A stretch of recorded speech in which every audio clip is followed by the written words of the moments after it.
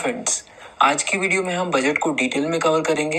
Basically जो word है budget, ये एक फ्रेंच वर्ड बजट से ड्राइव हुआ है। फ्रेंच वर्ड बजट का मतलब होता है लेदर ब्रीफकेस। बट अगर हम हमारे कॉन्स्टिट्यूशन में देखें तो हमें कहीं पर भी बजट शब्द का उल्लेख नहीं मिलता है। बट हमारे कॉन्स्टिट्यूशन के आर्टिकल 112 में हमें एनुअल फाइनेंशियल स्टेटमेंट का जिक्र मिलता है और इसे ही हम आम भाषा में बजट कहते हैं। इस बजट में सरकार अपने पिछले साल के एक्चुअल रिसिप्ट्स और एक्चुअल एक्सपेंडिचर का ब्यौरा देती है। साथ ही साथ ये भी बताती है कि इस साल की इकोनॉमिक और फाइनेंशियल पॉलिसीज क्या रहेंगी, कितना पैसा सरकार को मिलेगा, कितना सरकार खर्च करने का प्लान कर रही है और इन खर्चों के लिए जितने पैसों की जरूरत है वो सरकार कहाँ से लाने का प्लान कर रही है। तो मोटे मोटे तौर पर बजट में हमें ये सब देखने को मिलता है। बट अगर हम बजट को डिटेल में देखें तो हम देखेंगे कि बजट कोई एक डॉक्यूमेंट से मिलकर नहीं बना होता है। यहाँ पर कई सारे डॉक्यूमेंट्स होते हैं। उसमें एनुअल फाइनेंशियल स्टेटमेंट तो सिर्फ एक ही डॉक्यूमेंट है। बजट स्पीच जिसे फाइनेंस मिनिस्टर लोकसभा में पढ़कर सुनाते हैं उसे भी बजट डॉक्यूमेंट का ही पार्ट माना जाता है। इसके अलावा demand of grants, appropriation bill, finance bill, फिर memorandum explaining the provisions of the finance bill, expenditure budget, receipt budget, expenditure profile, budget at a glance, outcome budget और इसके अलावा कुछ और डॉक्यूमेंट्स हैं जिन्हें एफआरबीएम एक्ट में मैंडेटरी कर दिया गया था। बेसिकली एफआरबीएम एक्ट की फुल फॉर्म है fiscal responsibility and budget management act. इसे पार्लियामेंट ने 2003 में पास किया था ताकि बजट मैनेजमेंट को और ज़्यादा बेहतर बनाया जा सके। और इसमें यह मैंडेटरी किया गया था कि बजट के साथ 3 और रिपोर्ट्स लोकसभा में टेबल की जानी जरूरी है। ये 3 रिपोर्ट्स हैं macro economic framework statement, fiscal policy strategy statement और medium term fiscal policy statement. तो इन सभी डॉक्यूमेंट्स को मिलाकर बनता है बजट। चलिए इन सभी को अब थोड़ा डिटेल में देखते हैं और देखते हैं कि ये डॉक्यूमेंट्स आखिर हैं क्या। शुरुआत करते हैं बजट स्पीच से। बजट स्पीच जिसे फाइनेंस मिनिस्टर हर साल 1 फरवरी को 11 बजे लोकसभा में देते हैं, उसमें 2 मेन कंपोनेंट्स हैं, part A and part B. Part A में फाइनेंस मिनिस्टर देश की प्रिवेलिंग इकोनॉमिक सिचुएशन के बारे में बताते हैं। साथ ही साथ एक ब्रॉड लेवल पर यह भी बताते हैं कि किस सेक्टर पर कितना खर्च करने का प्लान कर रहे हैं और इसी सेक्शन में ये नई स्कीम्स भी इंट्रोड्यूस करते हैं और गवर्नमेंट की क्या प्रायोरिटीज हैं ये भी बताते हैं। इसके अलावा ये जो पार्ट बी है इसमें फाइनेंस मिनिस्टर टैक्स में क्या क्या चेंजेस कर रहे हैं ये बताते हैं। इसके बाद बात आती है एनुअल फाइनेंशियल स्टेटमेंट की। हमने थोड़ी देर पहले इसी को थोड़ा मोटे मोटे तौर पे समझा कि गवर्नमेंट यहाँ पर रिसिप्ट्स और एक्सपेंडिचर का हिसाब किताब देती है। बट यहाँ पर गौर करने वाली बात ये है कि ये हिसाब किताब ऑलमोस्ट 3 सालों का दिया जाता है। मान लीजिए बजट जो है वो फरवरी 2021 में प्रेजेंट किया जा रहा है, तो ये हिसाब किताब फाइनेंशियल ईयर 2021-22 तक का होगा। यहाँ पर एस्टिमेटेड वैल्यू दी जाएंगी जो फाइनेंशियल ईयर खत्म हो चुका है और उससे पहले वाले साल की भी जो रिसिप्ट्स और एक्सपेंडिचर्स हैं उनकी एक्चुअल वैल्यूज दी जाएंगी। अब बात करते हैं एनुअल फाइनेंशियल स्टेटमेंट के कंटेंट की। यहाँ पर कुल मिलाकर 5 स्टेटमेंट्स दी जाती हैं। पहली स्टेटमेंट में कंसोलिडेटेड फंड ऑफ इंडिया की रिसिप्ट्स और एक्सपेंडिचर की जानकारी होती है।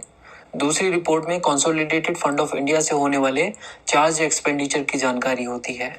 Basically consolidated fund of India से ही प्रेसिडेंट, राज्यसभा के chairman, deputy chairman of Rajya Sabha, Lok Sabha के speaker, deputy speaker, supreme court के जजेस, सीएजी वगैरह की सैलरीज और अलाउंसेस भी दिए जाते हैं।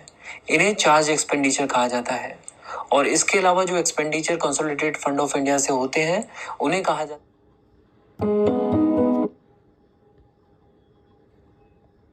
है मेड एक्सपेंडिचर्स। इसके अलावा एनुअल फाइनेंशियल स्टेटमेंट में कंटिजेंसी फंड ऑफ इंडिया से रिलेटेड अगर कोई भी चेंजेस हैं, पैसा निकाला गया है या उसे बढ़ाने की बात हो रही है तो वो भी मेंशन किया जाता है। साथ ही साथ पब्लिक अकाउंट्स ऑफ इंडिया से रिलेटेड रिसिप्ट्स और एक्सपेंडिचर से रिलेटेड स्टेटमेंट भी एनुअल फाइनेंशियल स्टेटमेंट का पार्ट होती है। और हाँ, जिन यूनियन टेरिटरीज की खुद की लेजिस्लेचर नहीं है उनकी रिसिप्ट्स और एक्सपेंडिचर्स को भी यूनियन बजट के एनुअल फाइनेंशियल स्टेटमेंट में शामिल किया जाता है। चलिए अब देखते हैं नेक्स्ट डॉक्यूमेंट जो है डिमांड ऑफ ग्रांट्स। देखिए, यूनियन गवर्नमेंट के अंडर बहुत सारी मिनिस्ट्रीज होती हैं और हर एक मिनिस्ट्री आने वाले साल में कई सारी स्कीम्स और पॉलिसीज को इम्प्लीमेंट करना चाहती होगी। ऐसे में अगर इन स्कीम्स को इम्प्लीमेंट करना है तो ऑब्वियस सी बात है कि पैसों की जरूरत होगी। अब अगर इन मिनिस्ट्रीज को पैसा चाहिए तो पैसों की डिमांड भी करनी होगी। उसी को डिमांड ऑफ ग्रांट्स कहा जाता है और इन डिमांड्स ऑफ ग्रांट्स को लोकसभा में पेश किया जाता है। इन डिमांड्स ऑफ ग्रांट्स पर लोकसभा में वोटिंग होती है अब अगर ये डिमांड्स ऑफ ग्रांट्स लोकसभा से पास हो जाती हैं तो इसका मतलब ये होगा कि मिनिस्ट्रीज जिस स्कीम के लिए फंड्स मांग रही हैं, लोकसभा के मेंबर्स को भी ये लगता है कि उस मिनिस्ट्री की वो डिमांड रीजनेबल है, यानी पैसा दिया जाना चाहिए। But consolidated fund of India से अगर पैसा निकालना है तो उसके लिए हमारे कॉन्स्टिट्यूशन के आर्टिकल 114 में ये मेंशन किया गया है कि सरकार को एक अप्रोप्रिएशन बिल अप्रूव कराना होगा, यानी कंसोलिडेटेड फंड ऑफ इंडिया से पैसा विड्रॉ करने के लिए एक अप्रोप्रिएशन बिल चाहिए, और इसीलिए अप्रोप्रिएशन बिल को भी बजट डॉक्यूमेंट्स का पार्ट माना गया है। तो ये तो बात होगी अप्रोप्रिएशन बिल की। अब नेक्स्ट क्वेश्चन हमारे सामने ये है कि बजट डॉक्यूमेंट में फाइनेंस बिल क्या कर रहा है।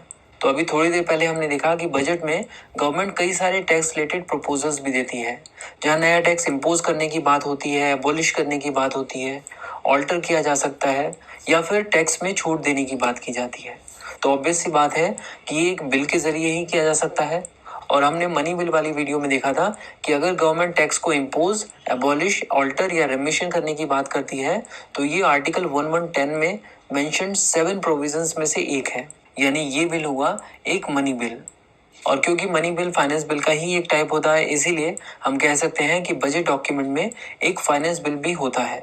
अभी तक हमने जिन डॉक्यूमेंट्स को पढ़ा उन डॉक्यूमेंट्स में मेंशन डिफरेंट हेडिंग्स को और ज़्यादा डिटेल्स में एक्सप्लेन करने के लिए कुछ और डॉक्यूमेंट्स को भी बजट डॉक्यूमेंट्स का पार्ट बनाया गया है। फॉर एग्जाम्पल, फाइनेंस बिल की डिटेल्स आपको memorandum explaining the provisions in the finance bill में मिलेंगी।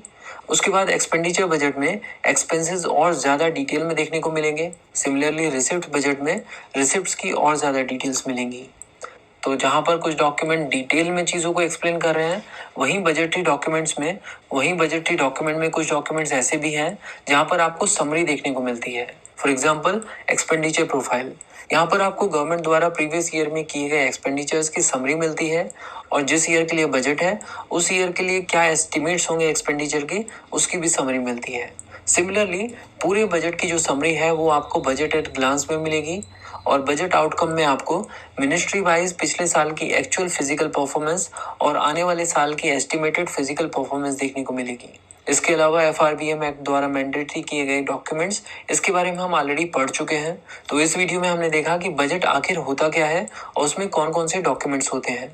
नेक्स्ट वीडियो में हम देखेंगे कि बजट कैसे पास होता है और उसके स्टेप्स क्या क्या हैं। Thanks for watching this video.